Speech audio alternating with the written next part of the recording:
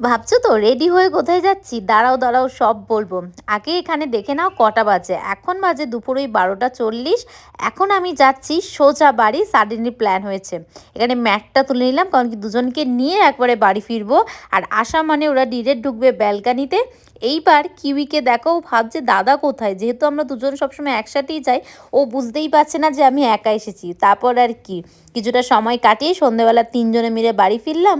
আর এইদিকে দাদা যেই ফোনে শুনেছে যে বোনরা এসেছে, সঙ্গে সঙ্গে এক হাঁড়ি সন্দেশ নিয়ে চলে এসেছে। সরি, হ্যাঁ, এক হাঁড়ি না, এক প্যাকেট সন্দেশ নিয়ে চলে এসেছে। আর এইবার থেকে তো মজাই মজা চারজনের। ওরা থাকলে যে কি করে সময়গুলো চলে যায় কিছুই বুঝতে পারি না। দেখতে দেখতে রাত হয়ে গেছে, ডিনার হয়ে গেছে।